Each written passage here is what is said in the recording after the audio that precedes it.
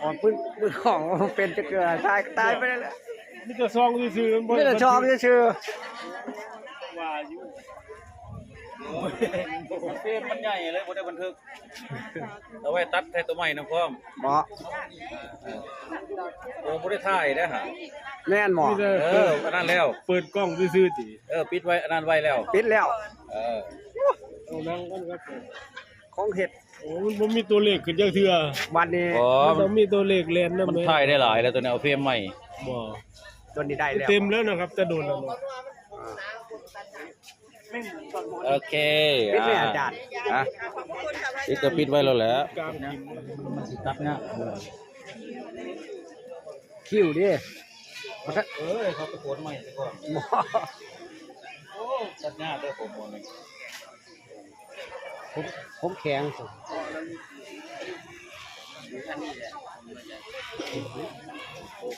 เป็นดีจังหวัดเราผมแข็งผมไม่บาด จักมันบาดมองใดมันบ่จักของมันบาด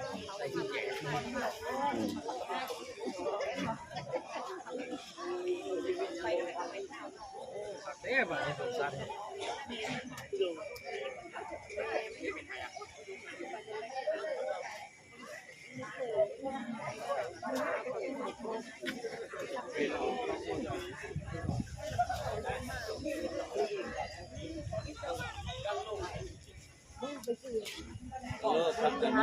มุมก็โลดนั่นน่ะตายไปนั้นหลายมุมลูกไล่ไปหลายมุมแต่ว่าค่อยๆแค้นเอาเด้อ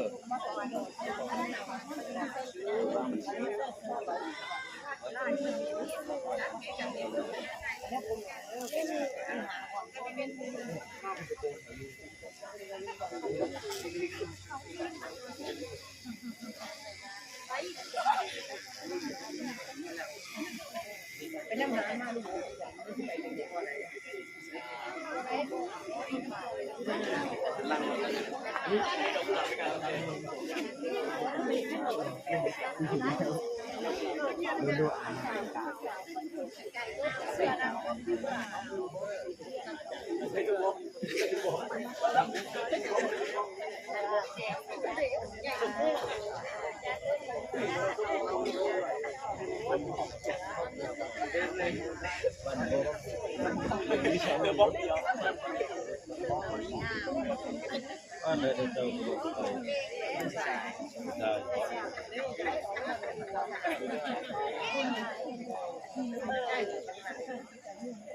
อันนี้เครื่องอยู่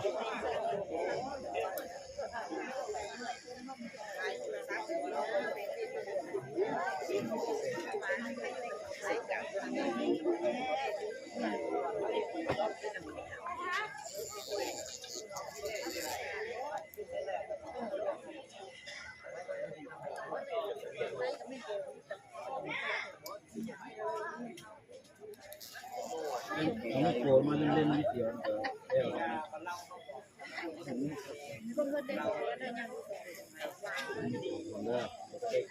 มันจะเกี่ยมมันได้อะไรมันเกี่ยมนั่นคือหัวเด่นกับพลังเป็นตายากครับผม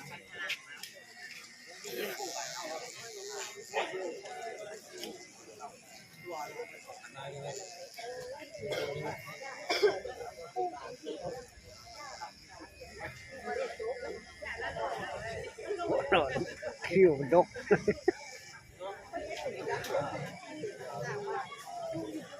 เต็มเลย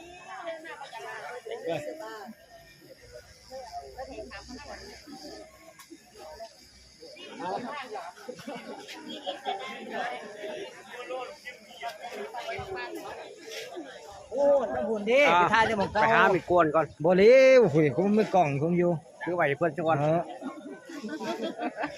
เครื่องไปเครื่องมันเด้พวกกูมาแล้วเห็นบ่น่ะ กวน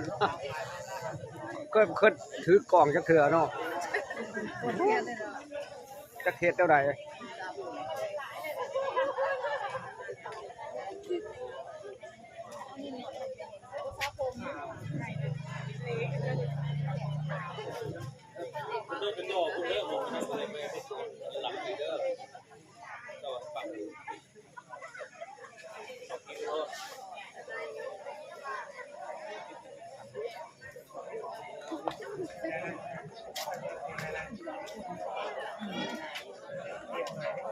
ผมแหงหมดแล้ว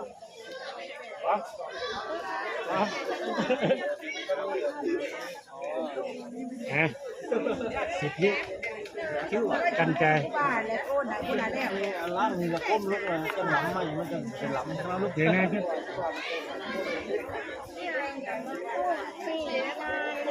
ไม่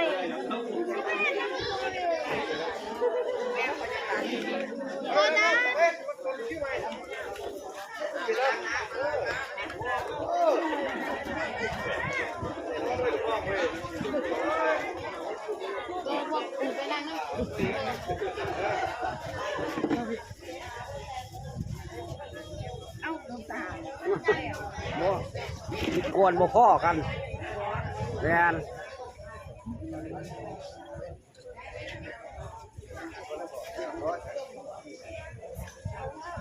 สร้างกระตุ้นหน่อยนะ แล้วมันยาว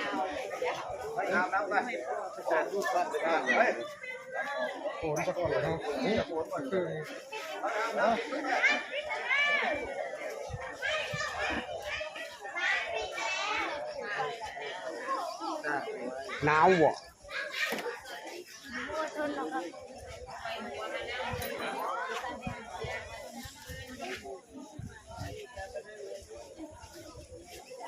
อันไหน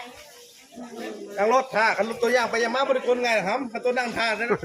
รถไปมากได้โกนตัวน่ะคันตัวเราไปเรามาบริกรแท้น่ะคันตัวนั่งท่าเดี๋ยวเราพวกมึงไปโกนไทยมันลายเนี่ยเอ้ยสบู่นั่งลงตัวพวกมึงใส่มาทาใส่หรอเห็นได้เราจะแห้งใส่ไหมนี่ดิมักปะมันบ่น้อยได้เห็นจะ70-80เลย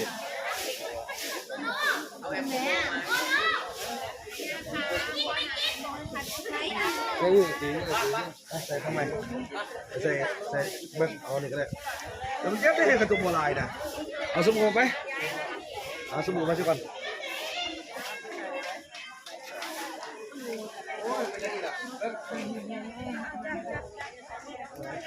ว่าคือบ่กวนนี่นะบ่กวนน่ะคือบ่เอาบ่กวนขาเปลี่ยน อะไรขาวเดี๋ยวผม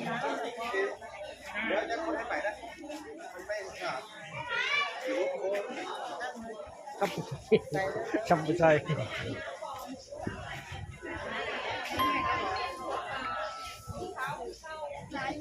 ว้า หัวไปอยู่ปะหัวไปหัวไปมา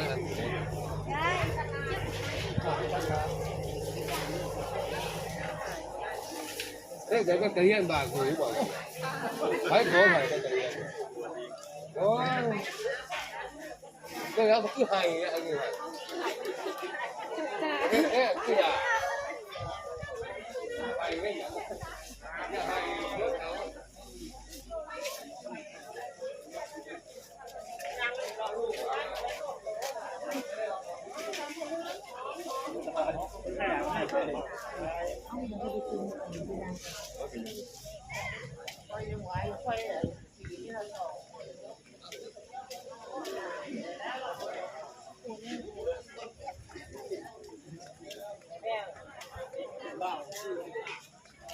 ขออนุญาตมันหลุดมือ โอ้ยรุดกับ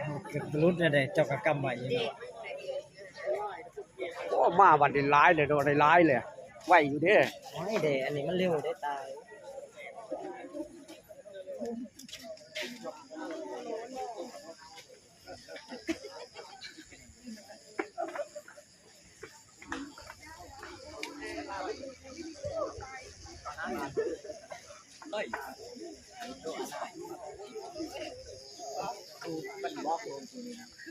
ตอนแรกมันได้ถูกบ่มาได้ถูกมาเป็นวัน เดี๋ยวมาเดี๋ยวมา บอยมันหยัง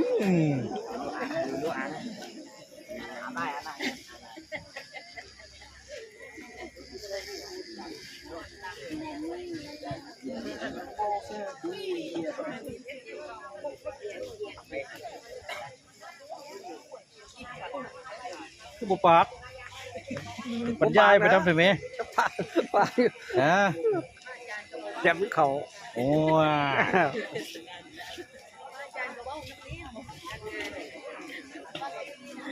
ตักจะบอกน้ำไฟเลยบ่ได้บอกได้เลย ก็ว่าไปเลยว่าอะไร คนนันญาติน้ำโยมอยู่แล้วค่ะ คุยไปเรื่อย กดดัน ๆกดดันได้ไงเลยบ่ กดดันยังไงเลยว่าอาจารย์ในงานทำอะไร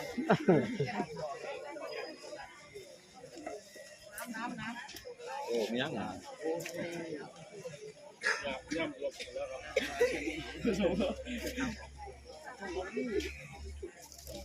ปีแล้ว 14 ปีนี้หม้อใดล่ะ มอกปีนี้ยังม.1ปีนี้12ปีนี้14ที่ขึ้นม.2ครับ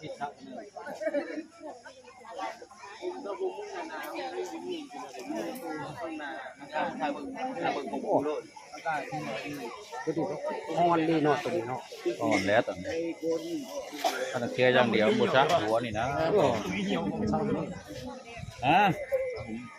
ไร เปลี่ยนแชมพูใหม่เด้อครับ ไรล้น หัวนี่เป็นแชมพูนี่เป็นแก้ว ๆเด้ผู้บอลหลายเลย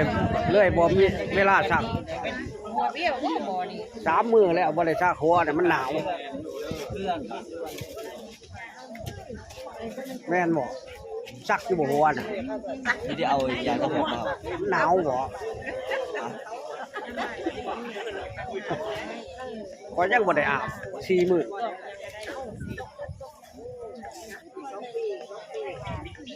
หนาวเนาะติดไว้ ต้มน้ำอาบดีกว่า เนาะ ต้มน้ำอาบ ต้มโยใส่เครื่องน้ำอุ่นเอา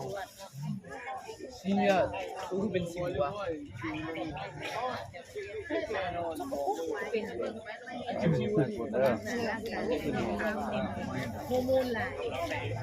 โฮอร์โมนเด็กทำเด่นตะโตแล้วเกียร์นั่นสั่นก็ดูมัวเลย ลังเกย์อ่ะ เออ เจ็บเดี๋ยวเก็บทาน จะไปเกามันเบิ่ ถือว่าเราจะคนมาหมดเลย นี่นี่คืออยู่ว่า บริษัทผมหมดเนี่ยสร้างแรงกาย เอาแต่ทั้งหนาเอาทั้งหนาดีก่อน เด็กมาบอกอาจารย์ลำแพ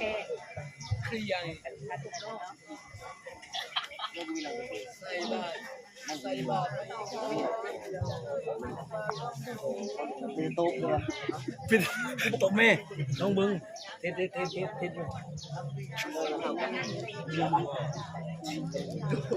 พอแล้วบ่ต้องโกนอีกหรอก เราแรงว่ามีไหน มันจังปงไว้ ผมยาวสิมันตัดยากยังไงผมยาว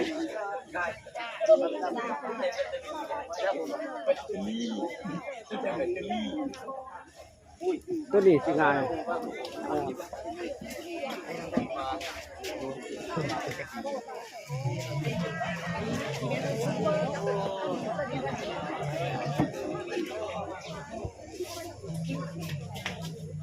คิวโกนน้ำหลัง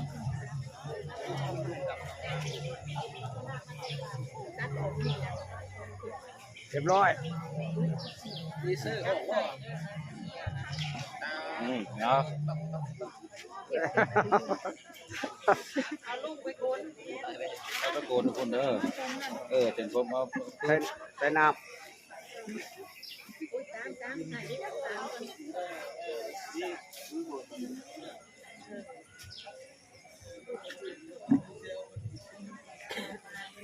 เริ่มบ่จะเข่าแล้ว แบตเตอรี่แบต เอาไปเลยเด็ก คมดีอยู่ ำเป็นน้ำผมอ่อน ต้น ก็ ใหม่ มันหัวต่างหัวแล้วหัวซะเนี่ยหัวปุษะเนี่ยนะ ตำเลยแม่ แม่ย้ำบอกเลย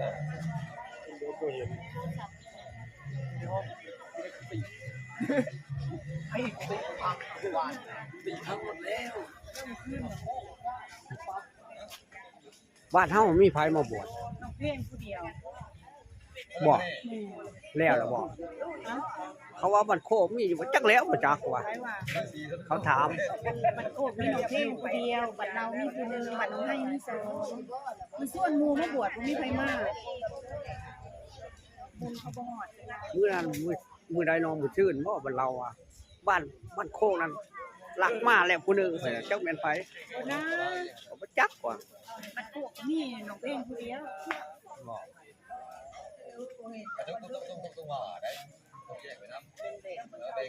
ลุงยายมักไปบวชได้ บวชน้องบวชโอ้ยบ่แม่นซาบัดน้องบุญบ่ ว่าลักมาผู้หนึง หักมาคุณโอ้ยย่านเป็นอยู่บัดน้องบุญ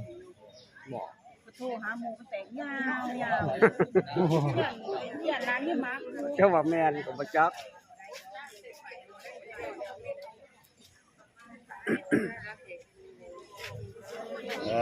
แต่มันไฟไงแล้วบ่เนี่ย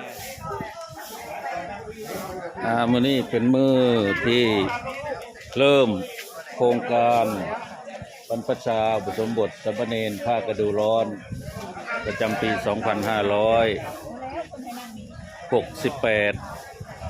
วันที่ 2 เมษายน ตอนนี้กำลังปลงผมสามเณรของกุลบุตรปลงผมยังไม่ทันเป็นสามเณรดิยังเป็นกุลบุตรอยู่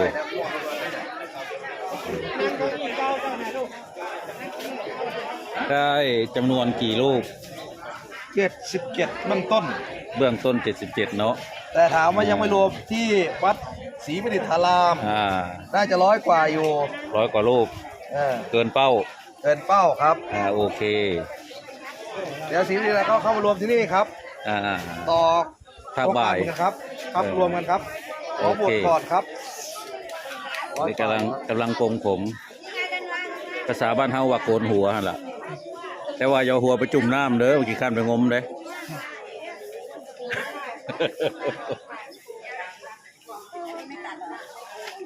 ผู้ปกครองของกุลบุตรก็มันคือได้หลายเพจเนี่ยนะตายซื่อฮะ ผมมีดอกแอร์ โม เก่า นี่บ่ว่าแล้วโมนี่ใจตัวตุ้มๆต่ำๆอยู่ได้เนี่ยไม่ยังคือบายหัวลอยอยู่เอากับไปสะมันเปียกซะเกินเนาะ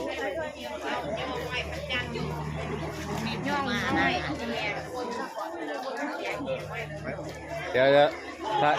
ถ่าย YouTube ซะก่อนนักหน่อย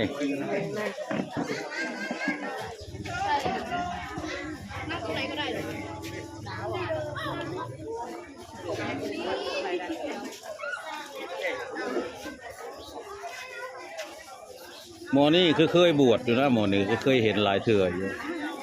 แม่นมาบวชจะเถื่อแล้วนี่ บนบ่เคยครับ ฮะว่ามันคนคือกันสัน ใช้ที่บวชอยู่หึง สงสัยมันจะอยู่หึงแล้วหมอนี่เป็นทรงนี่คืออยู่ได้นี่ ผมไม่มีแชมพู ผมมีแชมพูผู้อยู่ทั้งผู้ไปหาเบิ่งทั้งผู้ไปผู้เดียวเอาไปทั้งผู้เด้อ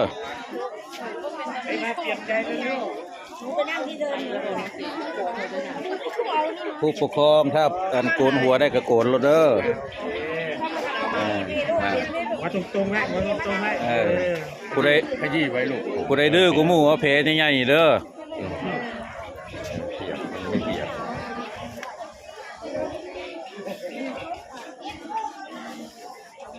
ในขั้นตอนโกนผมหรือว่าปลงผมภาคบ่ายเข้าสู่พิธีบรรพชาภาคฤดูร้อนลูกชายบอกลูกชายบอกโอ้โกนหัวแล้วจื้อก็บ่ได้โอ้ผู้ปกครองมาหลายเนื้อหนาวบ่โอเคเดี๋ยวได้ถ่ายภาพกันเอาถ่ายเด้อช่างภาพก็ได้1 2โอเค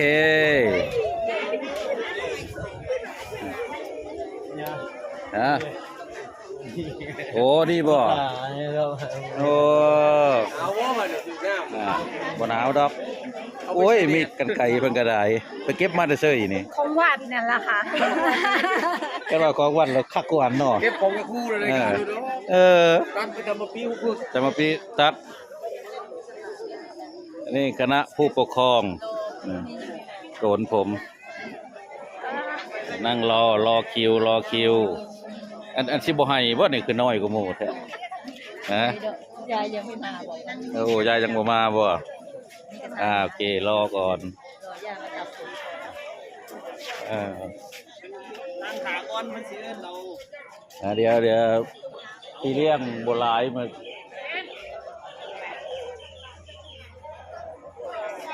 ยังโกนนะคุณเดี๋ยวทาพิงแดดทาก็ได้เด้อผู้ใดร้อนผู้ใดหนาวก็ได้เอา อยู่ในเอาแล้วไปหล่อจัง ตัดลายๆไว้ตะก่อนจังหน่อย ก็แม่ผมหมูดีใจที่ผมเป็น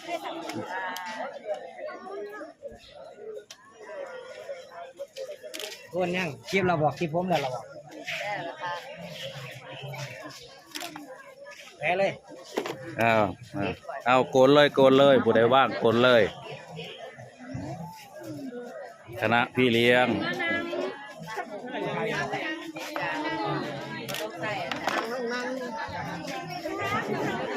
นั่งมาลูกนั่งเลยครับนั่งผม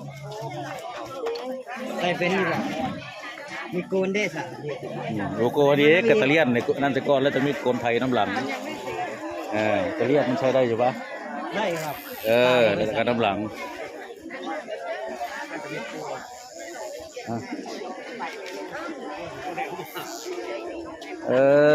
เนาะไทยไปใส่เลยเนี่ยนะมันเข่าอยู่บ่ของไผ่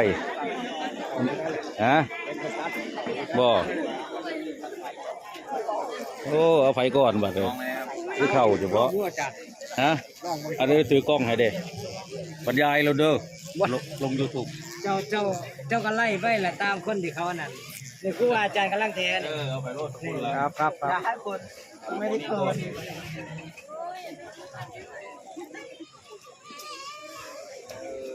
วันนี้วันโกน จะรับเลย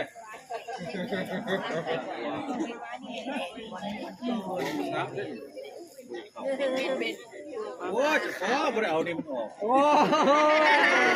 ว่าง เดี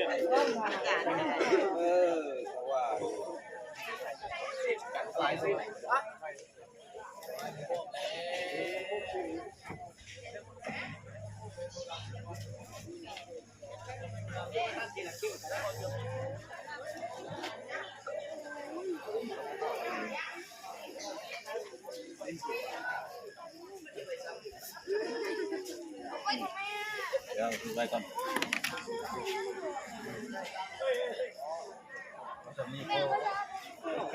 เครื่องนึงได้อยู่อาจารย์ ตึกหนึ่ง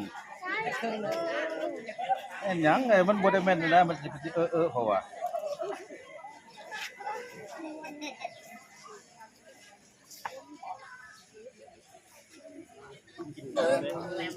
ผมบ่ได้ซ่านะใส่อยู่ไล่น้ำหลังเลยไล่กว่า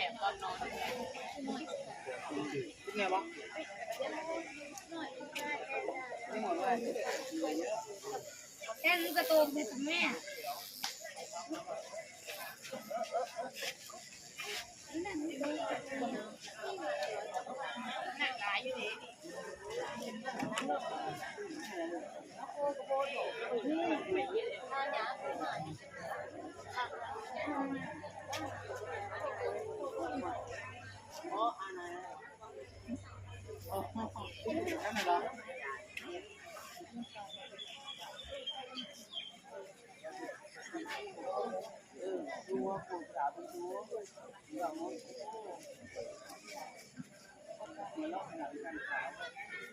200-300อย่างได้บ่ได้เป็นกิโล300ไปแล้ว แ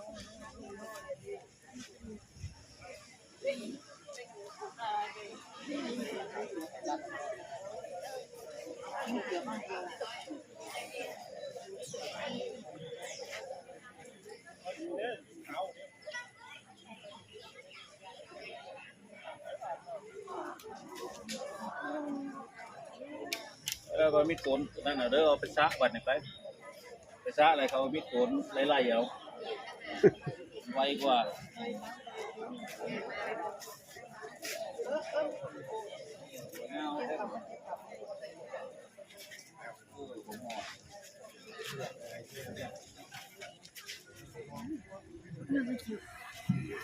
ปวดลำเมา อย่ามุนแห้งเลยเด้อท่านผู้ชมเขาสิวินหัว ท่านผู้ชมกดไลค์ให้บ้านท่านสังกัดกดแชร์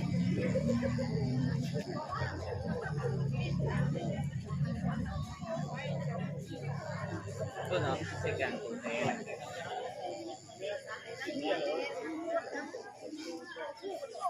ไม่ยังก็กบเขา คณะจักรจี้ เอา เปิดเป็นไรเปิดหมู นะ บ่ว่า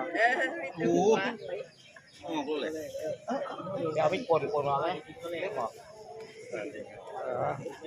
เรียกเมาว่ะ ตัวแม่นลีได้มันใหม่หมูมันเลยจะเพิ่มมันลดเขา แล้ว บ้านมันบาดตัวที่อันนี้ก็ได้นะก็บอกเป็นนังดอกพอดีแล้ว มันแพ้ มันบุรี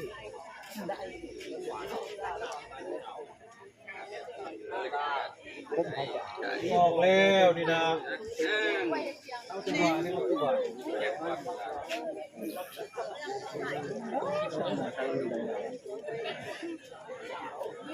ของไปของมัน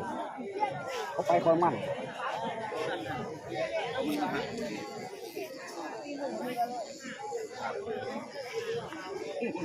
อะไรจะโพสต์ แม่นี่อะไรนี่ เด้อใบบัวป่ะครับ แม่ เจ็บ ใส่น้ำตกเลย ไอ้ตัวมันตก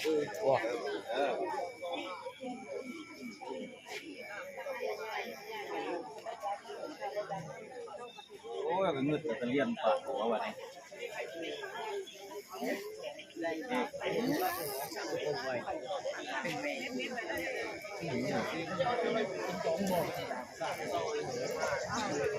อู้จังหวะทำแทนหัวใจ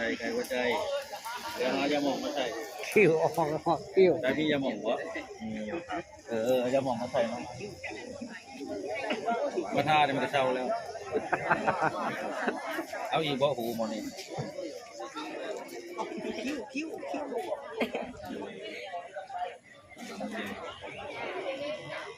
นดูตั้งแต่ยังไม่ได้ก้มแล้วจะเลยก้มลง นะ คนคิ้วกับคน แบก มันโดนนานแล้วอ่ะก่อนที่ผมจะก้ม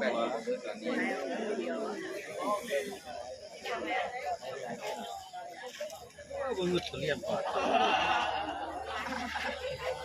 แม่งแก่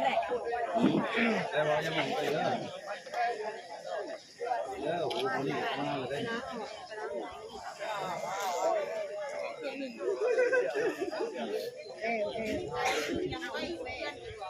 ได้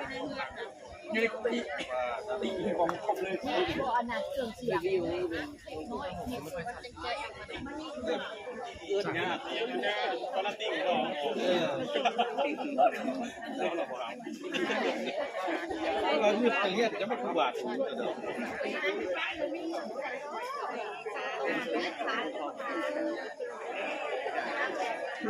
นะก็ยังมองใจ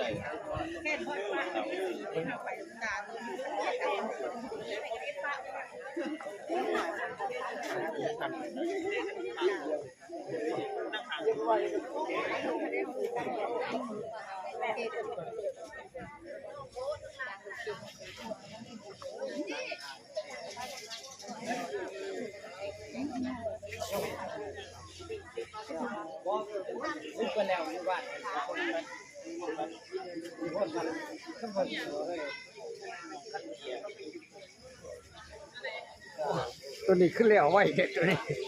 ขึ้นเลี้ยวไว้เด็ด มันเส้นผมมันอ่อนได้หมดนี่นะ บ่ สะหัวดุ โคตรไหลดี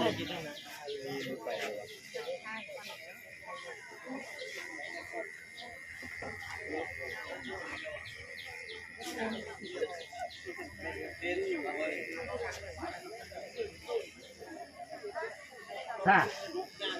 บนยังท่าเอาเจ้าคือจักไม่ออก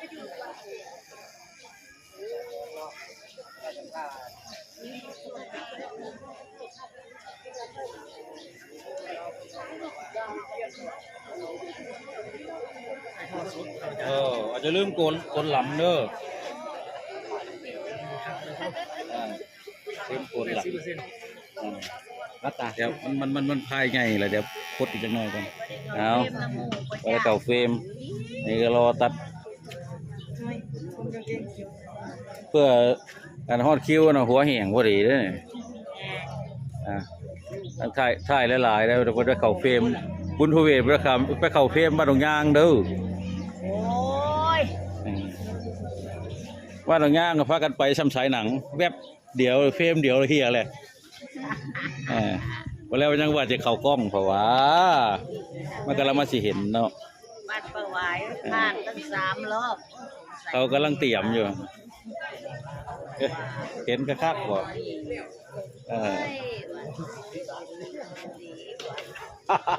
ยายดอก2 ทำข้าวกัน3 โอ้เห็นแล้วแปะโป้ไป80,000ปุ๊มันบุฟอเอาไปจ่าย300,000กว่าแปะโป้ไปอีก80,000ค่าสร้างก็จ่ายเพราะค่าสร้าง100,000 กว่าบาทจ่ายทีเดียวแต่ว่าค่าของอยู่ร้านแต่แปะโป้ไว้ซะก่อนกล้าได้ต้องให้เป็นล้านตัว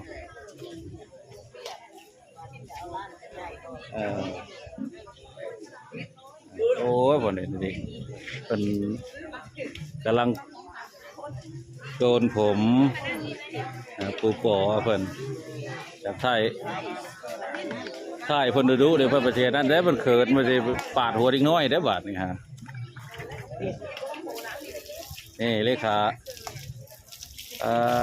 ตัวนี้มีแต่นักเทศดังทั้งเบิดเต้นนี่นะมาประกวดผมนี่เนาะเอาเบิ่งถ่ายเพิ่นก่อนนี่ลูกมาแม่ทางนี่แองเมื่อไรนี่กันบ่เห็นถือกล้องมาเพิ่นก็บ่ได้มาได้ตัดผมฮะเขาจังว่าช่วยกันเพิ่นยังหลายอยู่เด้อไว้ในจังเบิดที่ถูออกเอามีลูกเฮาเป็นอะไรคือเทแห้งๆก็จั่วแต่ในคอเนี่ยยังอยู่เดี๋ยว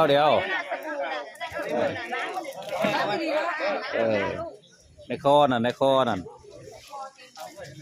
อันชุ่มอันนี้เปลี่ยนใบไทยออกเด้อมันบ่ทันได้นั่นได้บ่ทันได้งามได้เพราะว่าตัดออกซื่อมันสิบาดมือนะเฮ็ดแน่เลย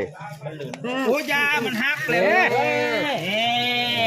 เป็นโทษแล้วบ่เกี่ยวนั่นเด้อนี่ดินี่ดิถูออกง่ายได้แค่นั้นก็จุบจับต้องเปลี่ยนโบนโลดโบนอยู่นี่แป๊บเดียวมันแล้วโลดแต่กันเขาไปโกนอันเส้นยาวมาแล้วนะเอาไปไทยเส้นยาวออกแต่ว่ากับไทยออกมันสิเปลืองจักหน่อยอยู่มหา3มหา4ไปได้นี่โกนเป็นถนัดเลี้ยวเบิ่งหัวดิกน้อยว่าเลี้ยวเบิ่งกล้องเนื้อบังอยู่ติ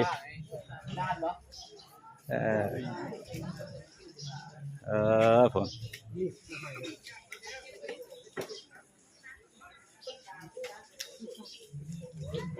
เอาไปโกนฟังนั่นเขาได้เกือบ20หัวผู้ได้น่ะไปแป๊บเดียว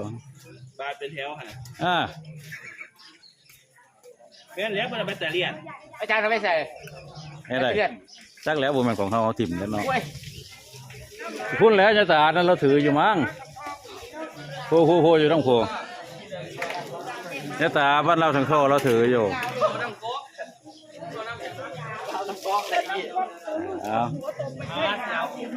เอาเครื่องในเจ้าคณะตำบล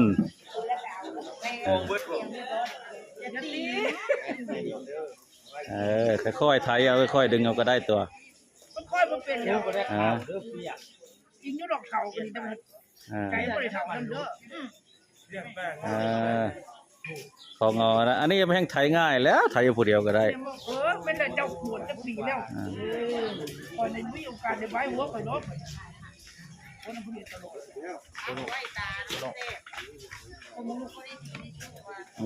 อยู่ยังอยู่มันหัวแหงหาหน้ามานั่นไว้พร้อม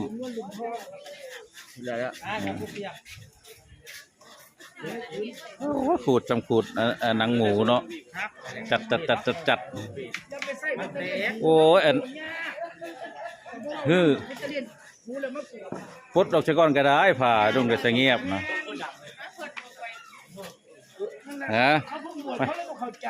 มันมาสียากมันแห้งง่ายเลยโอ้เบิร์ดแม่แล้วอากาศกินเด็ดแล้วมันก็เบิร์ดคมมาเลยตัวเนาะแต่พรรษาข่อยก็ท่านอายุเจ้าผู้เรายังมาเลี้ยงข่อยอะไรผู้เฒ่าเนาะอันนี้มันธรรมดาเอาผัดวัยรุ่นเนี่ยน่าได้สนะสาข่อยจะทอดหาทิพย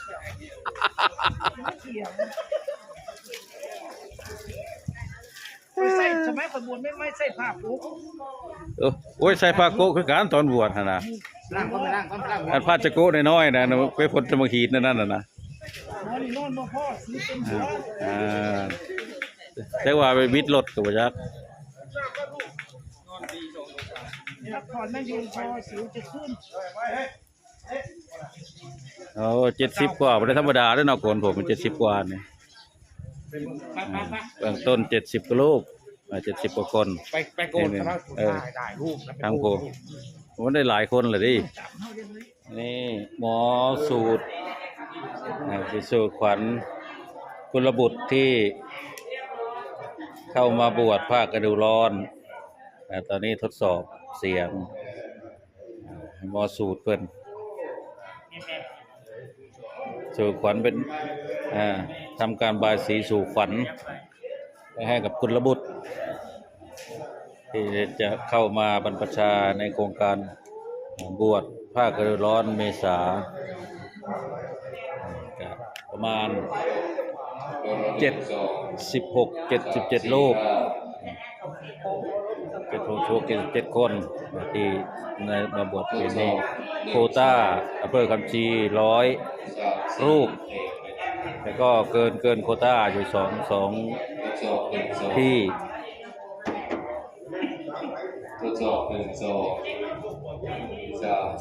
2 จุดวัดศรีประดิษฐารามแล้วก็วัดพุทธนคราภิบาลจำนวนสามเณร100 กว่ารูป